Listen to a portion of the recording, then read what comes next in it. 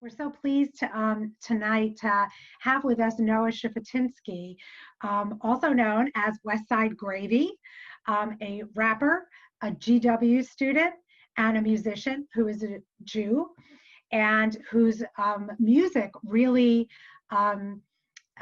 reflects his Jewish identity and his Zionist identity, um, as well as his identity as a Jew of color and his Black pride. We look forward to hearing his insights.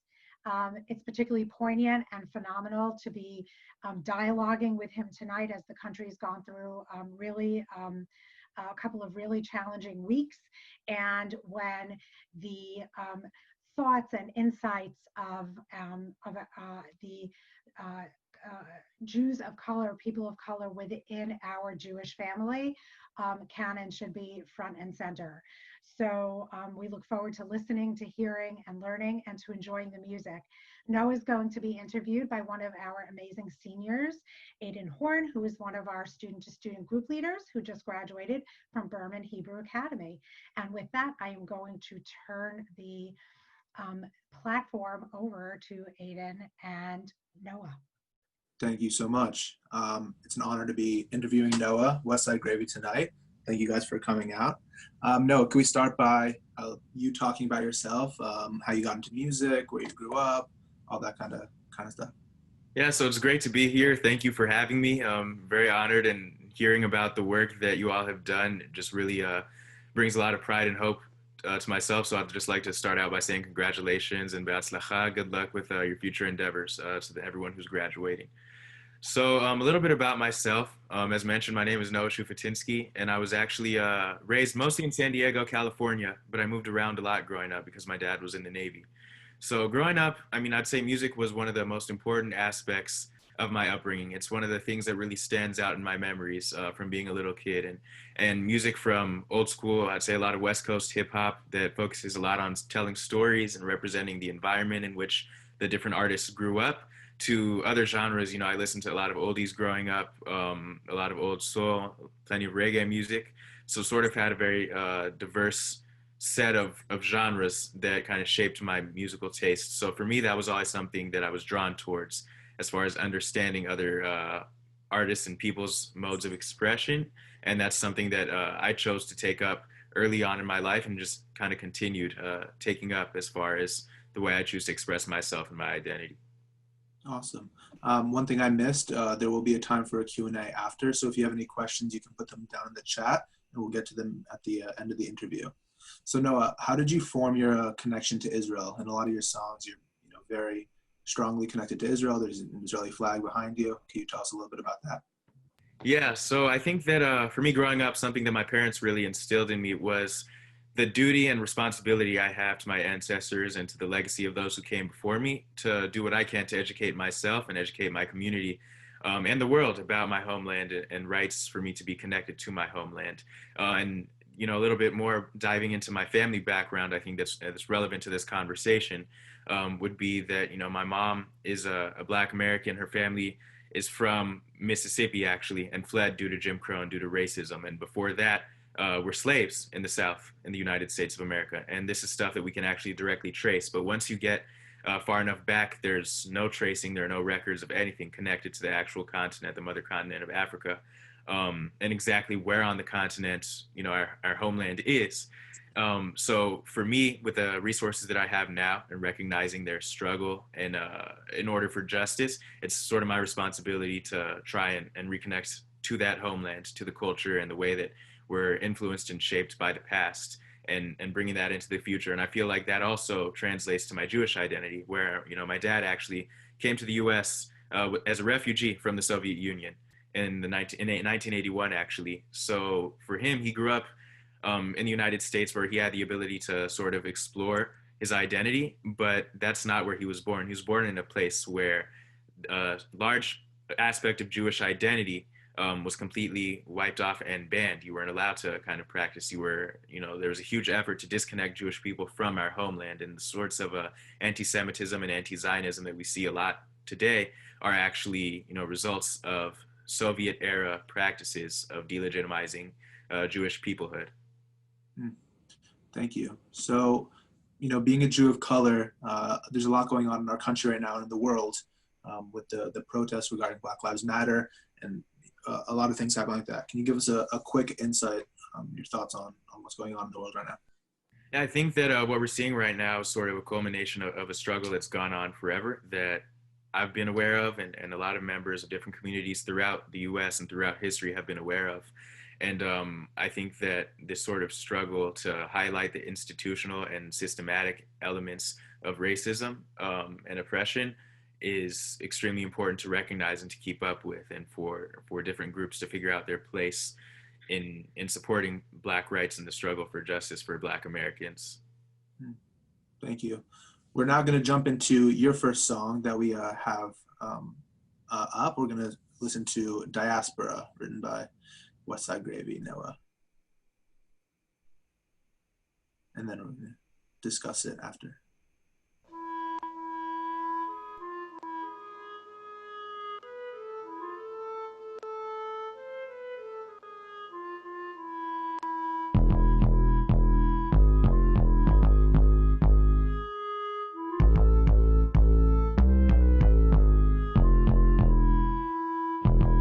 Proud part of the diaspora. We ain't gon' play the victim. They get mad every time we're standing up.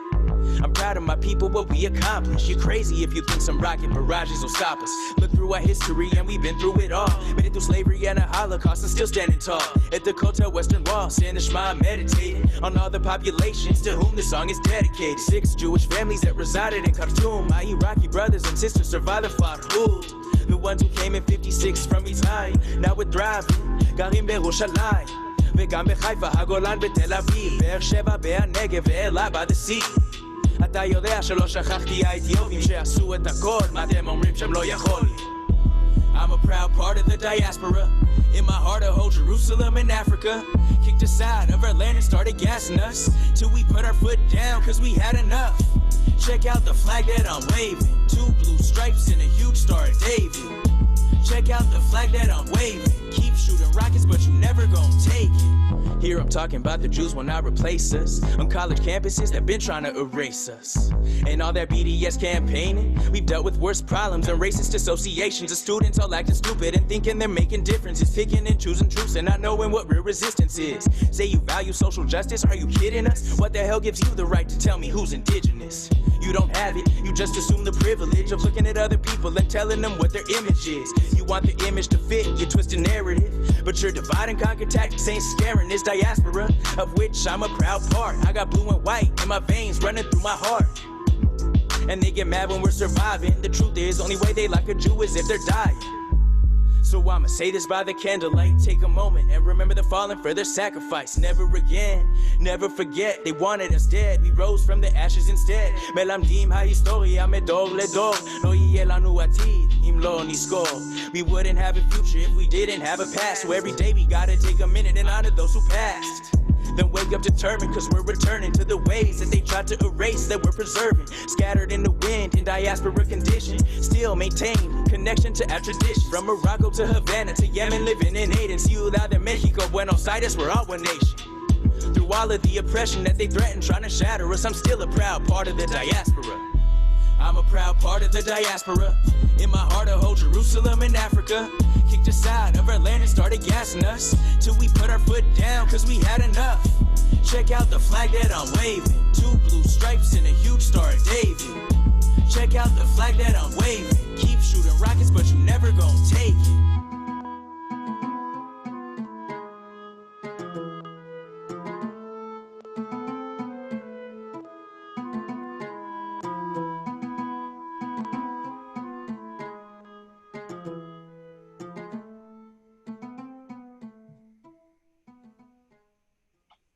Well, thank you, Noah. Awesome song. Thank you.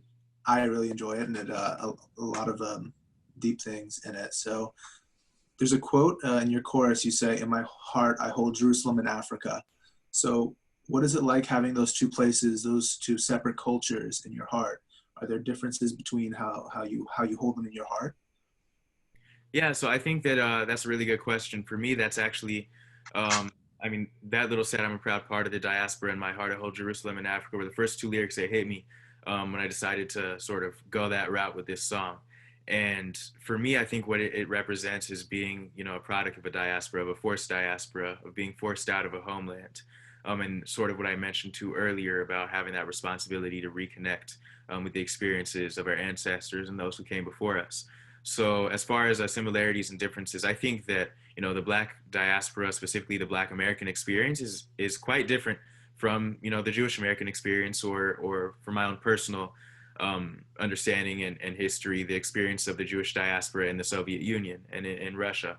So I think that for me, there are those differences in experience, but the way that they are similar is valuing the uniqueness of each aspect. So valuing the uniqueness and the independent value of Black lives and the Black diaspora within the United States, as well as valuing recognizing the independent value of the Jewish experience throughout the diaspora, and how, they've sort of shaped different communities that have dealt with oppression and discrimination and been able to achieve what, is remarkable in many different ways. So another quote that you have in your song is, "Keep shooting rockets, but you're never going to take it." You're referring to the Israeli flag. So can you, it's a very large topic with a lot of issues, but can you elaborate just very shortly on your thoughts about the conflict in the Middle East between Israel and Palestine? Yeah, so I think that that is definitely a broad topic, as you mentioned, and there's lots of nuance and a lot of complex discussions to be had, that I've engaged in on campus, that I've engaged in before, and that, I continue to do so to this day. And I think that that's a very important aspect, and that's what gives me hope about seeing so many students who are involved in this sort of student-to-student interaction and recognizing the responsibility of representing our narrative and our story. So for me, what Israel represents is a homeland that was open to so many different Jewish communities from the diaspora who had nowhere else to go, who faced oppression and discrimination, whether it was in Yemen, Iraq, Russia, Germany, all over North Africa, East Africa, and parts of West Africa even. I think that recognizing what that represents and the importance of having a connection to Israel, and also our rights to autonomy in our indigenous homeland, is key to my beliefs on the Israeli-Palestinian conflict. And, I'm not going to speak for Palestinians, because I think it's also important to recognize the autonomy people have of their own voice and their own narrative. So I think it's my responsibility to speak about my experiences as a Jewish person who, values my connection to my indigenous homeland. And when it comes to politics, I'm a student of Judaic studies. I'm a musician. I'm not necessarily a politician. So, I have opinions on things that are going on with regards to the conflict, but it's also important to recognize that there's always more to learn, and to remember that your narrative and your voice is important. So you shouldn't be afraid to sort of represent who you are and explain the history and why Israel is such an important aspect of your identity, and the Jewish identity as a whole. Thank you. So you spoke a little bit about how your involvement on your college campus, GW, you've been involved in Israeli discussion. Can you talk a little bit about your involvement, and if you faced any backlash or anti-Semitism on your school campus? Yeah, definitely. So there's been quite a bit of anti-Semitism. I think that it's not unique to GW. Sadly, it's something that goes on all over the United States and also in colleges across the world. That being said, I got involved in Jewish and pro-Israel activism early on in my college career, in my freshman year. And for me, what that was really about was sort of, finding a way to connect to my identity and represent and bring a piece of Israel to campus. So there are many ways to do that. Obviously, engaging in political discussion is one of them. But a large focus of my time as part of GW for Israel, from the time when I was freshman representative to director of culture to eventually president of the organization, was focusing on ways we can sort of have this multifaceted approach to Israel, whether it's hosting speakers who we agree with, who we disagree with regards to one-state solution, two-state solution, what does the future of the Israeli-Palestinian conflict look like, to representing our culture and food and music at events such as, we have an International Students Association who invited us to join into their sort of world tour, where we bring a piece of Israel to campus, and students can go around Kogan Plaza, which is a main meeting place in the middle of campus, and kind of get a taste of each different country. And, we're sitting there in between, the Pakistani Student Association on one end and the Saudi Arabian Student Association on the other end, and really able to go there and just represent who we are. or, you know, co-hosting events with the Ethiopian Eritrean Student Association to celebrate Sig, which is the Ethiopian Jewish holiday and a national holiday in Israel, and sort of recognizing the way that, you know, Jewish identity and Israeli identity has so much more to it than strictly politics and political discussions, and sort of reclaiming that narrative and reclaiming our right to represent all these different aspects of our connection to Israel on campus, when so often people try to restrict us to only certain talking points and try to push us off of campus. So definitely there is pushback, and I think it's important to make sure that you don't let anyone else prevent you from expressing your pride, and recognizing that, you know, we're humans and we have human experiences as a whole. We shouldn't be restricted to only speaking about elements of our narrative that other people who want to shut us down try to place on us. Thank you. Thank you. That's really amazing. And I heard, you know, you just said a little bit of advice for us to when we're going to college, that we can not be afraid to speak our minds, and really thank you so much. So now we want to move on to a second song, Legacy. Can you tell us a little bit about Legacy before we play it? Just a short opening quote. Yeah, definitely. So Legacy is a song that I actually wrote and dedicated to my papa, my great-grandfather, who actually fled Mississippi in the 1950s due to racism, and made a life in Southern California. And due to his hard work and struggle that I think is reflected in my grand and papa both, who, you know, put in so much work, blood, sweat, and tears into creating opportunities for, you know, future generations, including me, to be able to get educated and to rise past the limits that the Jim Crow system and systemic racism has put on the Black community, and specifically my family. So that's what this song is dedicated to, and respecting that legacy that my grand and papa leave for me. Thank you. All right, let's hear it, Legacy.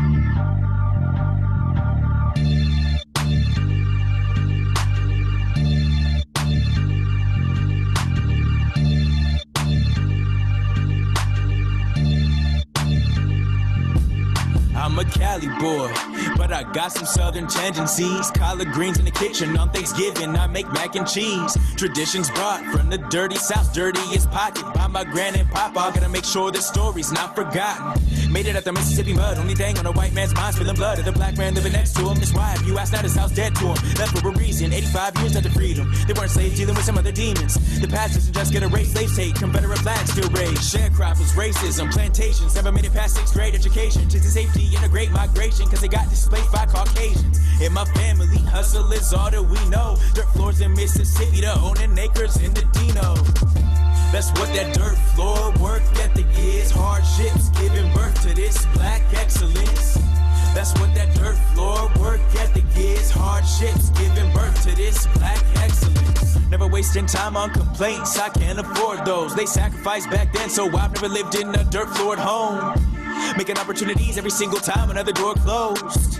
But a little California house surrounded by orange groves. From that Mississippi mud, leaving behind them trees where them nooses hung. Nowadays might not have nooses up, it doesn't stop one time from shooting us. If they made it, I can just believe it. They willed it, more than just dreamed it. Insane, it's got me thinking how crazy it is to have great-grandkids on the D's list of a college, top 100 in the ranking, and in their lifetime it was segregated. That's my explanation why I was raised feeling obligations. I don't do it for myself, I do it for the past, generations ahead. Can imagine setbacks I'd face if they just given up instead. Giving up was never an option. Perseverance in my veins, race to know this grind ain't stopping. Cause in my family, hustle is all that we know. Dirt floors in Mississippi to owning acres in the Dino. That's what that dirt floor work ethic is. Hardships giving birth to this black excellence. That's what that dirt floor work ethic is. Hardships giving birth to this black excellence.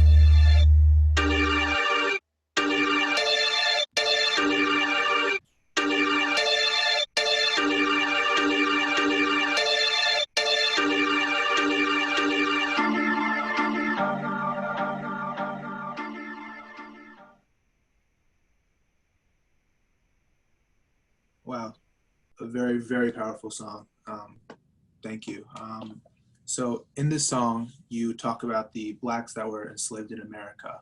And, in Judaism, we had the Jews that were enslaved in Egypt.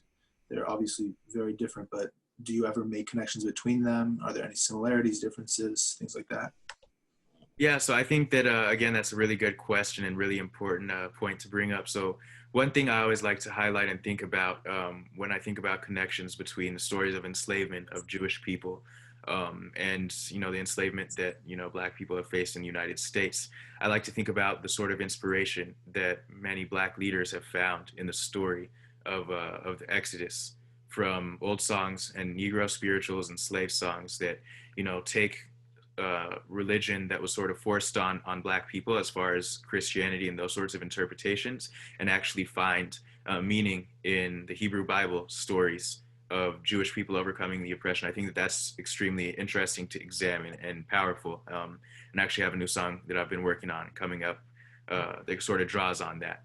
But so I think that when, I talked a little bit earlier about the uniqueness of the Jewish experience and the uniqueness of the Black experience. I think that both situations are extremely unique and operated sort of in their own independent contexts in terms of the story of Exodus and the story of Jewish enslavement in Egypt versus the history of Black enslavement in the U.S. I think what's important to recognize is, in Judaism on Pesach, you're supposed to celebrate as if you're the one who came out of Egypt.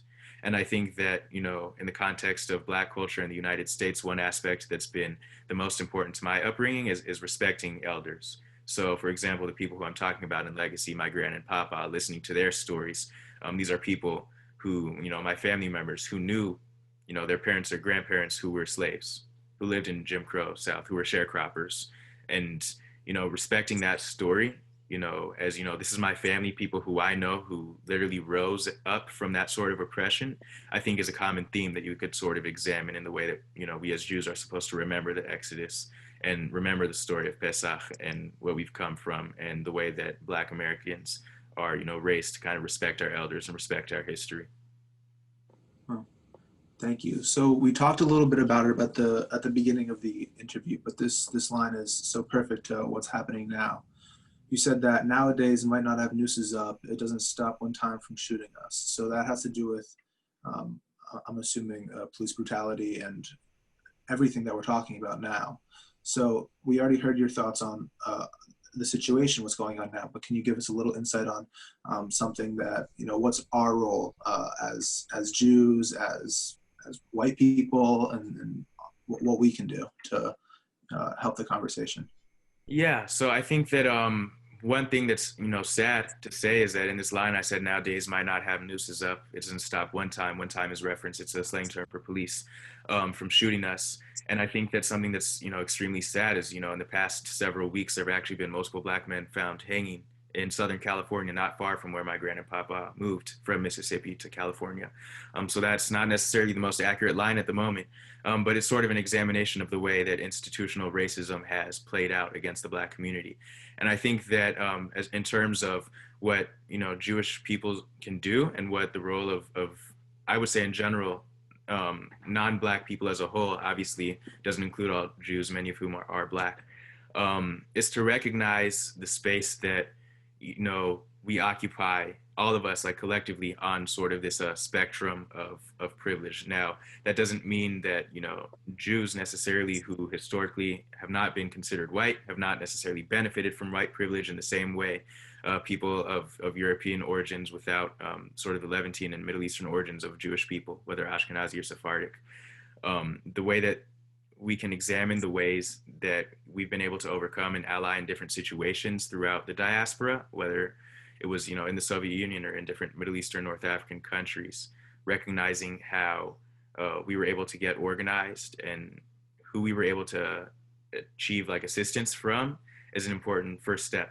And recognizing that just because we, may occupy a certain place of privilege, or the way many Jews and non-Black Jews see themselves, sort of this, I feel like what I've seen a lot is sort of this dualistic view of either you're privileged or you're not privileged. And if you're privileged, that means you're white. If you're not privileged, that means you're not white. And Jewish people historically in the United States have not occupied that sort of clear, definitive white, non-white space. So I think that it's important to recognize that while Jewish people may not have had that experience of being white, we still are in a unique experience of being able to recognize that we're, have a different history. So let's say my dad, for example, who's non-Black, had to deal with plenty of anti-Semitism, fleeing institutional racism in the Soviet Union, coming to the US where there is a history of anti-Semitism, but he was still able to recognize that his experience is not the same as, my mom and my mom's side of the family who are Black and who faced a different level and different context behind that institutional racism that actually affected their experience and what different ways that they're able to circumvent that system. So recognizing that while, yes, we may, as Jewish people, face anti-Semitism, non-Black Jews don't necessarily have that same context of, history of slavery and Jim Crow that Black people have in the US. So recognizing that there is that ability to sort of circumvent a system that doesn't necessarily apply to you in order to assist Black people is a great first step, and I think where this conversation really needs to start. So thank you so much. That was a really beautiful answer. We're almost running out of time, and so we're going to open the floor up to questions in a minute. Just a final, you've already said a little bit about it, but it's really important, considering how many seniors are in JCRC and will be moving on to either a gap year or college or wherever they may end up.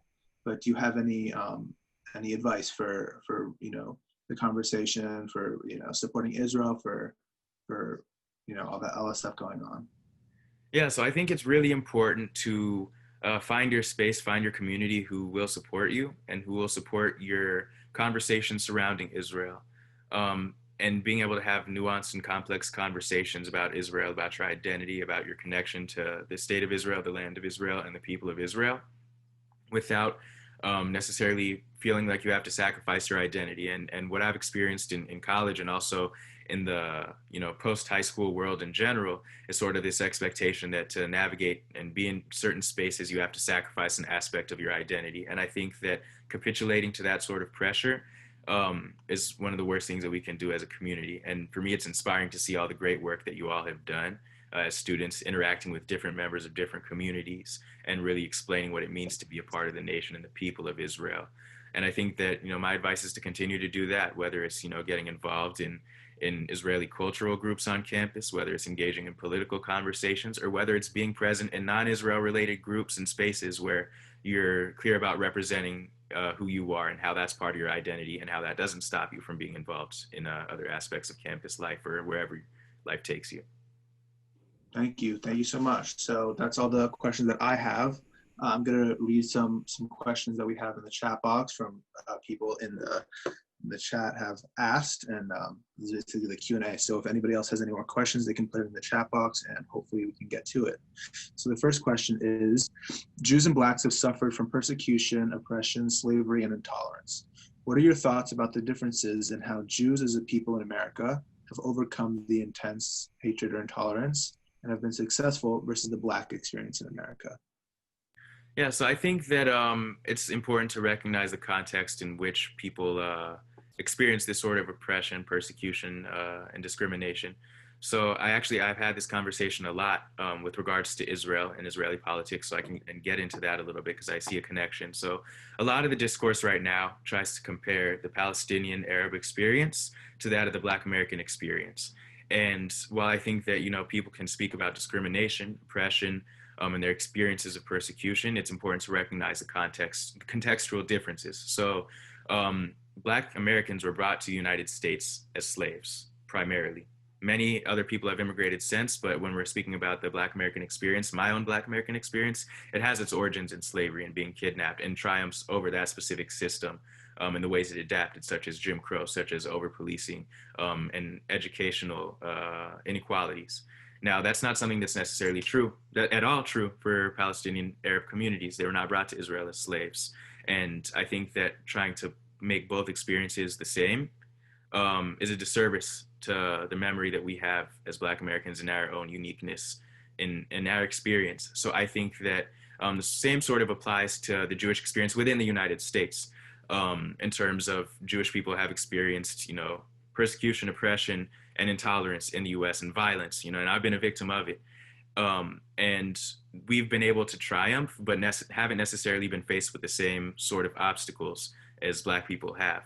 So for me, you know, as a Black man, knowing that I have a different set of obstacles, it's important to recognize why that would make an outcome potentially different versus, you know, when you look at a different country. For example, if you look at different countries in Europe, where Jews faced a different sort of institutional level of anti-Semitism and racism that was more similar to what Black people have faced, you know, from the U.S. government attacking us.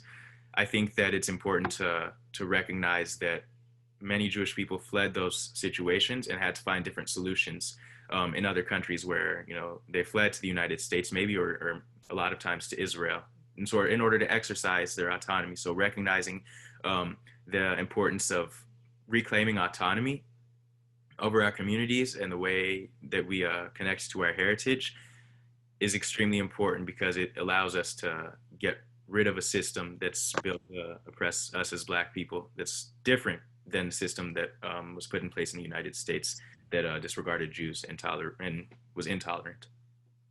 Thank you.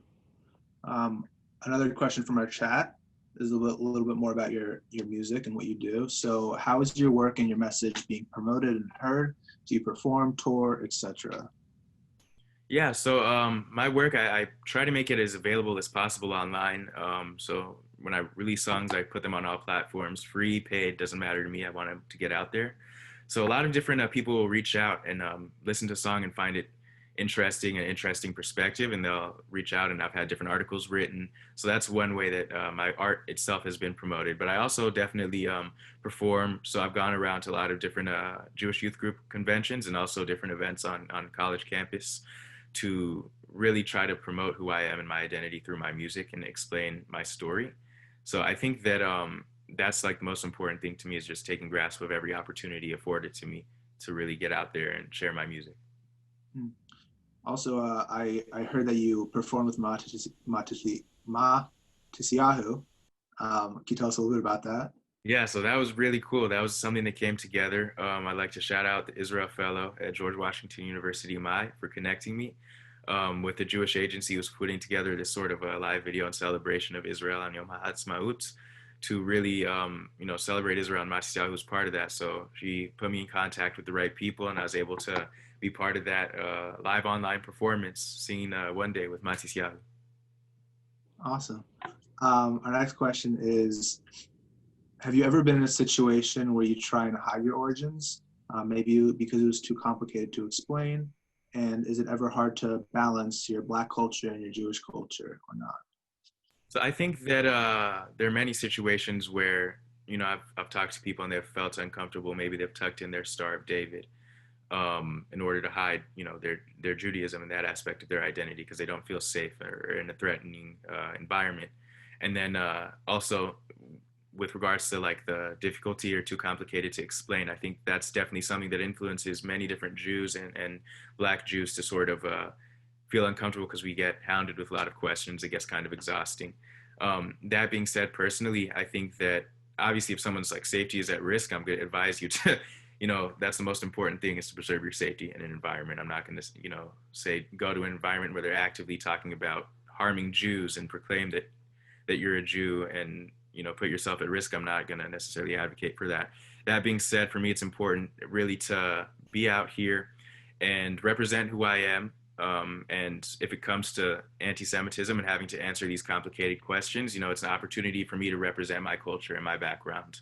And it's a learning experience for everyone involved. That doesn't necessarily mean it's always appropriate to ask, you know, a bunch of questions. But if I have a chance to speak up for who I am and speak about why that may put many Black Jews in an uncomfortable situation, you know, then that's an opportunity that I take. Thank you. So I think we're a little bit over, but I'm just gonna do this one last question. It's a long one. So there are many social justice and political activism groups that will associate themselves with anti-Israel movements like the BDS movement. As someone who believes in both the social justice movements as well as being strongly pro-Israel, do you reconcile these two things, as well as any more tips for people going to these college campuses, spaces, and dealing with groups like this? Yeah, so I think it's really important to recognize the difference in sort of the difference in context of different experiences. So being Jewish and being supportive of Jewish autonomy is not at odds at all with being, supportive of social justice and other liberation movements throughout the world. So I think that when someone else tries to frame it as that, it definitely can get complicated on a campus. But for me, what I try to do most is sort of put the ball in the other person's court, per se. So I'm going to be there regardless with my voice, with my Star of David on, and represent me being Black, me being Jewish, and being a Zionist, being a strong believer in Jewish liberation, and being there and being present for other people who are facing oppression and discrimination.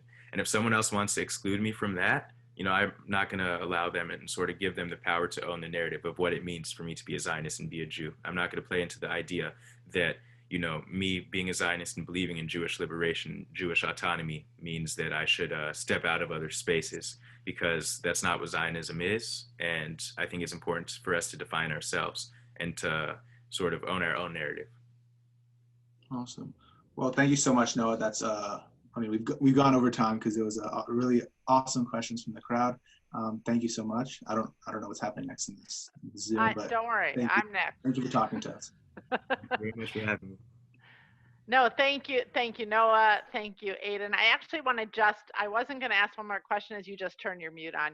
But I'm going to throw out one more question that came up in the chat, because I think it's something that a lot of us think about, is how can we in the Jewish community be more welcoming to Jews of color so that they feel that they're part of our community?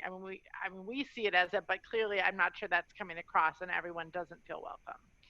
Yeah, so I've had a lot of different experiences in different types of communities where I felt ostracized, marginalized, or places like GW Hillel where I feel completely welcome and I don't really get that many questions. So I think the key is not, being necessarily so doubtful if you see someone enter your community. And I'd for me, my experience in Israel has been completely different from that sort of experience I've gotten in the US. I don't really get questions about how am I Jewish. I don't really get any doubts about my Jewish identity. When I'm in Israel, people are sort of more welcoming and glad to see someone from the diaspora and from, different cultural backgrounds being part of their Jewish community. And I think in America, we can kind of take some of that acceptance and welcoming attitude and be happy that we have people, because, there are plenty of questions that I get about how am I Jewish, in what ways. I don't think that's necessarily always an appropriate question to ask if it's filled with sort of that level of doubt and disbelief. Yeah. Okay. Thank you. Thank you for sharing. There were so many words of wisdom that you shared with all of us, and I really appreciate you taking the time to talk. Aiden, thank you for facilitating the conversation. I think that, really many of the things you talked about are things we've talked about in Student to Student and really tried to work on in terms of how we can have our conversations about who we are. So thank you for helping us bring it to the next level and give us some food for thought as we go on to college, or those of us going to their senior year. You still have one more year of Student to Student, so don't forget. So thank you so much. Thank you everybody for joining us. Again, mazel tov to the seniors, to the juniors. We're looking forward to having you again next year. And thank you all for sharing your amazing teens with us. It's been a great experience.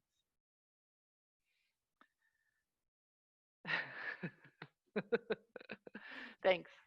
Thank you, everybody. Thank you. Look forward to seeing you in the fall.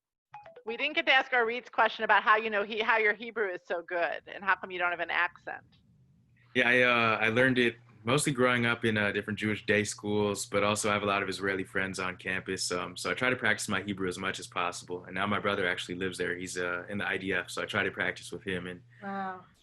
Oh, good. Well, my daughter's on the call and actually wanted to ask you what school you went to in San Diego, but I told her she couldn't ask that question. But, now that it's over. Academy. Shout out, I love to represent. Okay. Okay, well, feel free if you want to unmute yourself and say hello. You're welcome to, or you're welcome to go. Thank you for. Thank you, Noah. It was a real pleasure meeting you, and you're amazing. You're such an inspiration, really. Best of luck to you with the rest of your studies and in the IDF. Thank you so much. I appreciate it. Take care.